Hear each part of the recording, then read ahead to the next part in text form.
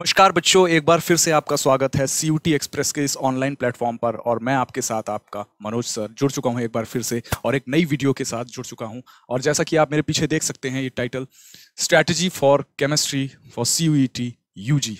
तो आज बच्चों हम डिस्कस क्या करेंगे? आज हम डिस्कस करेंगे कि सीयूईटी केमिस्ट्री के लिए आपकी क्या स्ट्रैटेजी रहनी चाहिए। तो फिलहाल आप सभी बोर्ड के पेपर्स दिए और चल भी रहे, तो अब जो आपकी स्ट्रैटेजी होगी आपके सीयूईटी एग्जाम्स के लिए वो कैसी रहनी चाहिए, वो रणनीति कैसे रहनी चाहिए, ये हम डिस्कस करेंगे। ठीक है, तो शुरू करें बच्चे। चलिए शुरू करते हैं।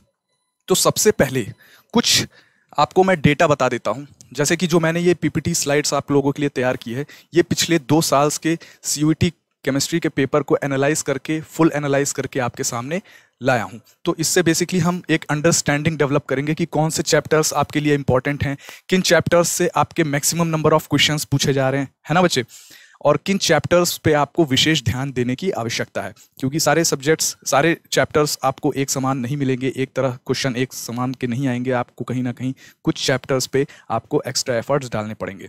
तो जैसा कि एक डेटा मैं आपको बताता हूँ, last year around 17 lakh candidates registered किए थे।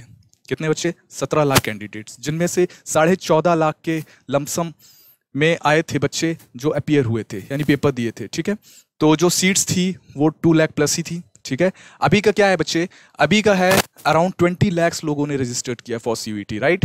एंड जो इसमें सीट्स हैं वो अगेन बच्चे 2 लाख प्लस, ठीक है, फॉर डिफरेंट यूनिवर्सिटीज, राइट। सो ये एक मोटा मोटा आंकड़ा मैंने आपको बता दिया कि किस हिसाब से इस बार हमारे कैंडिडेट्स अपीयर हो रहे हैं और क्या कंपटीशन जाने वाला है, उस पर भी हम बात करेंगे।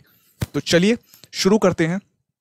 सबसे पहले आप जानिए कि जो 50 क्वेश्चंस आपके पूछे जाएंगे, that only 40 needs to be attempted, right.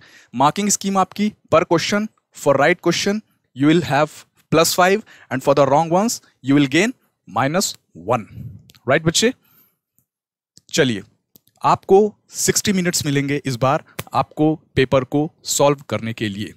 And again the maximum marks for the domain subjects would be, for chemistry would be 200। कितना बच्चे? 200। तो 200 में से 200 की तैयारी आपकी होनी चाहिए और 200 में से 199 की भी तैयारी नहीं होनी चाहिए, क्योंकि फिर तैयारी करो तो 200 में से 200 की ही करो। ठीक है ना बच्चे? हाँ, 180 170 की तैयारी मत करना, करना तो 200 की करना।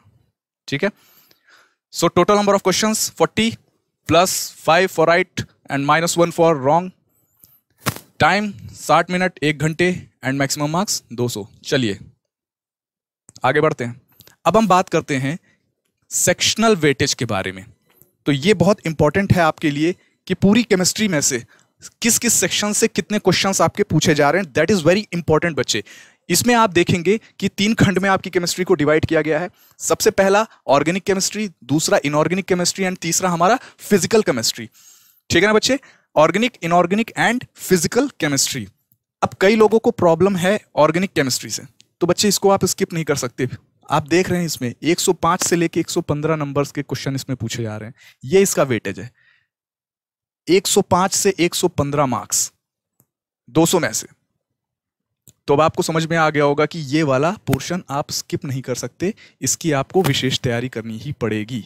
तो जो भी नेम रिएक्शंस हैं, इक्वेशंस हैं, फॉर्मूलेज हैं एंड जो भी इसमें आपको असर्शन, रीजनिंग टाइप क्वेश्चन है, आप सबके लिए इसमें तैयार करेंगे और आप इसे छोड़ नहीं सकते। Second part will come to inorganic chemistry, 65 से 70 मार्क्स। ठीक है, यानी अराउंड 13 to 15 और 16 questions you can say, will see it.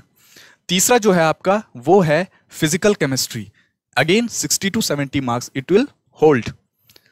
तो एक बार देख लिया हमने जल्दी से। ऑर्गेनिक केमिस्ट्री में 105 से 115 नंबर, ये मैंने 2 साल के पीछे के जो एग्जाम्स आपके हुए हैं सीयूटी के, उसके बेस पे मैंने इसका एक एनालिसिस किया है एंड देन आपके सामने मैंने इसे पेश किया है। तो इसको आप ऐसे समझिए, ऑर्गेनिक आपका बहुत इंपॉर्टेंट चैप्टर आप पोर्शन होने वाला है केमिस्ट्री का, इसको that you can not escape, और इसको आपको बहुत अच्छे से तैयार करना है बच्चे।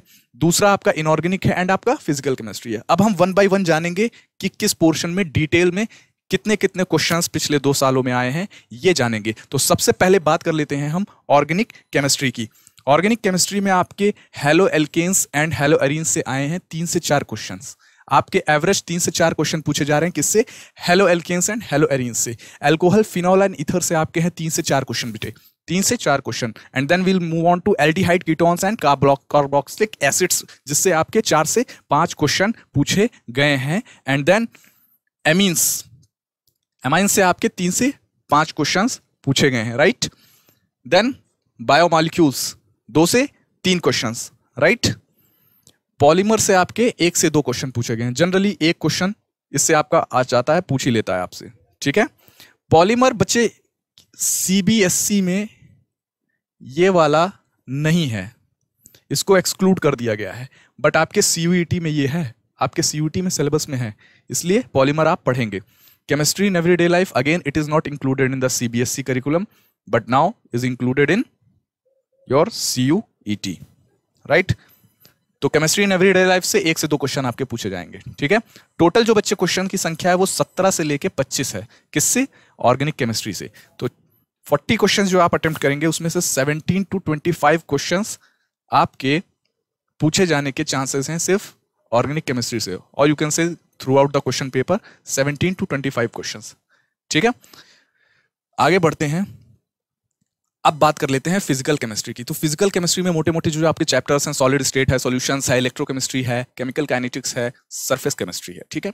तो अब बात कर लेते हैं सॉलिड स्टेट। एक चीज मैं आपको बता देता हूं, सबसे इंपॉर्टेंट चैप्टर यहां पे ये 2 हैं पूरे ऑर्गेनिक में। ऑर्गेनिक अपने आप में बच्चे इंपॉर्टेंट तो है ही, लेकिन उसमें भी ये 2 चैप्टर्स आपके सबसे इंपॉर्टेंट हैं।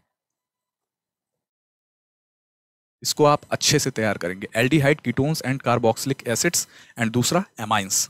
तो आप देख भी सकते हैं 4 से 5 क्वेश्चन इधर, 3 से 5 क्वेश्चन, लगभग 10 क्वेश्चंस के अराउंड यहां से ही आपके केवल पूछ लिए जाते हैं। तो इसको आप बिल्कुल भी स्केप नहीं करेंगे और इसकी तैयारी आप बहुत अच्छे से करेंगे, ठीक है बच्चे। आगे बढ़ते हैं, अब बात कर लेते हैं फिजिकल केमिस्ट्री की। फिजिकल केमिस्ट्री में क्या पढ़ना है हमको? Solid state. सॉलिड स्टेट में हमने 2 से 3 क्वेश्चंस देखा, 2 से 3 क्वेश्चंस आपके पूछे जाए ऑन एन एवरेज। सॉल्यूशंस में अगेन 2 से 3 क्वेश्चन, इलेक्ट्रोकेमिस्ट्री में 2 से 3, केमिकल काइनेटिक्स में 3 से 4 क्वेश्चन, सरफेस केमिस्ट्री में you can expect 4 to 5 question. So that is again going to be your important chapter for the CUET. Surface chemistry 4 to 5 question, and then again chemical kinetics. तो ये 2 chapter बहुत ही important होने वाले हैं। इससे आपके generally numericals पूछे जाते हैं, कट टू कट फॉर्मूले पे आपके न्यूमेरिकल आएंगे, ठीक है। केमिकल काइनेटिक्स से भी आपके न्यूमेरिकल्स पूछ लिए जाते हैं, जैसे रेट ऑफ रिएक्शंस पूछ लिए जाते हैं, रेट दिया रहेगा, रेट कांस्टेंट दिया रहेगा, ऑर्डर पूछ लेगा, इस टाइप के क्वेश्चंस भी आपके आते हैं। केमिकल काइनेटिक्स से आपके पूछ लिए जाएंगे ना बच्चे, ठीक है। तो सॉल्यूशंस, केमिकल काइनेटिक्स से आपके क्वेश्चन न्यूमेरिकल्स भी आते हैं। तो टोटल यहां पे अगर हम देखेंगे तो 13 से 18 क्वेश्चन जो हैं वो आपके पूछे जाते हैं फिजिकल केमिस्ट्री से, 13 से 18 क्वेश्चन, ठीक है। आगे बढ़े बच्चे, अब आगे बढ़ते हैं, देखते हैं इनऑर्गेनिक केमिस्ट्री की बात कर लेते हैं। तो अगेन पी ब्लॉक जो हमारा है ये हमारा सीबीएसई में नहीं है, it is not included in CBSE, but yet again it is included in your CUET exam, so that you have to equally prepare it along with other chapters.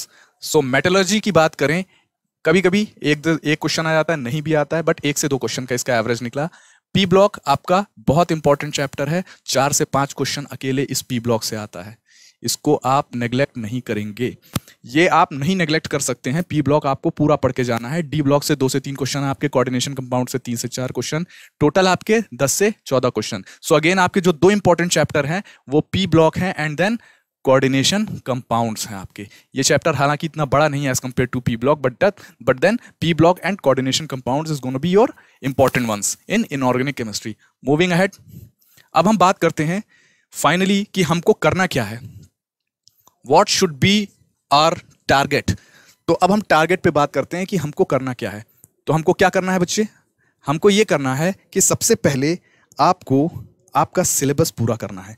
तो syllabus तो आपका पूरा हो चुका है, ये पॉइंट शायद इतना रेलेवेंट नहीं होगा, ये आपका मैं मान के चलता हूं कि आपने इसको सिलेबस कंप्लीट कर चुके हैं और अब आप मॉक टेस्ट या रिवीजन की ओर आई थिंक जाएंगे। अब आप इसको सीयूईटी के लिए प्रिपेयर करेंगे। जो बोर्ड्स आपने दिए हैं अच्छे नंबर आपके आएंगे, आई होप, मैं उम्मीद करता हूं। और उसी के साथ जो आपका एनसीईआरटी का सिलेबस है कहीं ना कहीं उसी का सबसेट है आपका सीयूईटी का syllabus. Total cut to cut NCERT बच्चे, एनसीईआरटी की ही लाइन पकड़ के क्वेश्चन आपके बनेंगे। एनसीईआरटी से बाहर कुछ भी नहीं आएगा, याद रखिएगा, कुछ भी नहीं आएगा। एनसीईआरटी आपको बहुत अच्छे से प्रिपेयर करनी है, बट एनसीईआरटी सभी पढ़ेंगे, पढ़ने का तरीका मैटर करेगा, वो मैं आपको बताऊंगा आगे।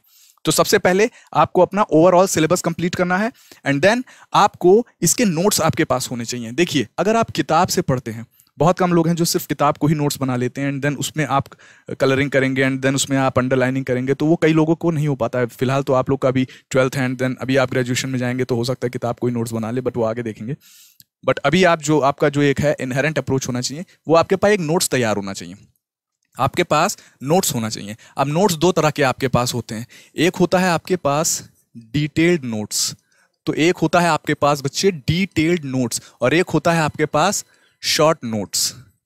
ठीक है, तो अब क्या है अंतर? डिटेल नोट्स में आपके पास है, कभी आप मान लीजिए किसी क्वेश्चन में मॉक टेस्ट देते हुए फंसे, आपको लगा कि ये टॉपिक आपका अनक्लियर है, आपको उतना समझ में नहीं आया है, तो वो टॉपिक्स आप जाके अपने नोट्स में देख सकते हैं एक बार। ठीक है, वहां से आप उसको आसानी से तैयार कर सकते हैं, प्रैक्टिस कर सकते हैं, तो इसलिए आपके वो डिटेल नोट्स आपके काम आएंगे। एंड अगर आप जैसे न्यूमेरिकल सॉल्व करते हैं या फिर एक शॉर्ट फॉर्मुलेज हैं, कॉन्सेप्ट्स हैं, या फिर आपने एक शॉर्ट हैंड नोट्स बनाया, तो उसके लिए आपके शॉर्ट नोट्स काम आते हैं। बट दोनों ही केसेस में आपको रिविजन मस्ट है, रिविजन आपको बच्चे करना पड़ेगा और रिविजन आपको कम से कम 2 से 3 बार आपको करना है, अच्छे से करना है, एटलीस्ट 2 से 3 बार आपको रिवीजन अच्छे से करना है बेटे। ठीक है, आगे बढ़े, चलिए। तो आपका नोट्स हो गया। तीसरा आपका है आपके पार्ट टेस्ट और फुल लेंथ टेस्ट। तो पार्ट टेस्ट क्या है? जैसे आपने मान लीजिए सॉलिड स्टेट पढ़ लिया, आपने पढ़ लिया सॉलिड स्टेट, तो अब सॉलिड स्टेट आपने जब पढ़ लिया तो इसका आप तुरंत पार्ट टेस्ट सॉल्व करेंगे। क्या करेंगे?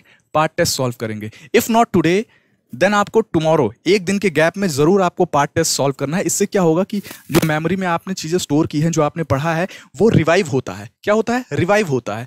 तो उसको हमको पुनर्जीवित करना बहुत जरूरी है। जितना ज्यादा हम इस प्रैक्टिस को अमल में लाएंगे उतना ज्यादा हम देख पाएंगे कि चीजें हमारे दिमाग में टिकी रहेंगी। पार्ट टेस्ट में आप उस चैप्टर का टेस्ट करेंगे एंड देन जब आप एक बार आपका पूरा सिलेबस पूरा हो जाएगा, पार्ट टेस्ट आपको करते रहना है। जैसे जैसे आपके चैप्टर्स खत्म होंगे आप पार्ट टेस्ट करते रहिए एंड देन जब फाइनली आप you are end up with your whole of the syllabus, then उसके बाद आप फुल लेंथ टेस्ट के लिए अप्लाई करेंगे। फुल लेंथ टेस्ट आपका आपके 40 आउट ऑफ 50 क्वेश्चंस आपको पूरे अटेम्प्ट करने हैं और कितने करेंगे? कम से कम 10 से 15।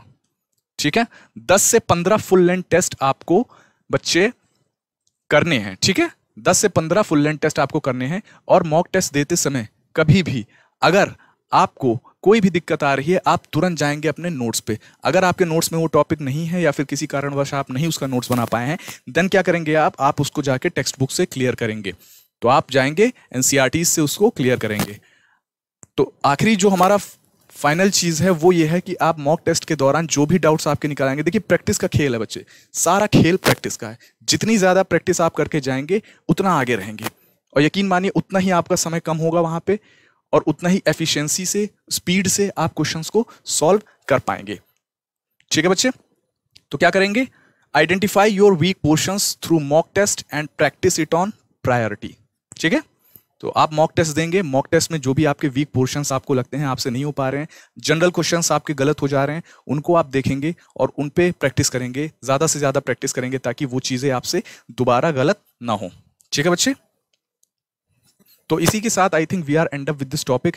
बस इतना ही आपको समझाना था, बताना था। और चीज़ों को देखिए आप बहुत सिंपल तरीके से कीजिए, बहुत ज़्यादा भगदड़ में नहीं आना है, बहुत ज़्यादा उत्तेजित नहीं होना है, ज़्यादा स्ट्रेस नहीं लेना है बच्चे। आपको करना क्या है? आपको सिंपल सा, आपने एनसीईआरटी पढ़ा है, आपने सीबीएसई के लिए तैयार किया है, कुछ नहीं है, सिर्फ एनसीईआरटीज आपको इस एग्जाम में full out of full number बच्चे दिलाएगा, फुल। बट आपको तरीके से वो पढ़ना है। धीरे धीरे मैं आऊँगा, एक एक टॉपिक पे आऊँगा, मैं आपको क्वेश्चंस भी कराऊंगा।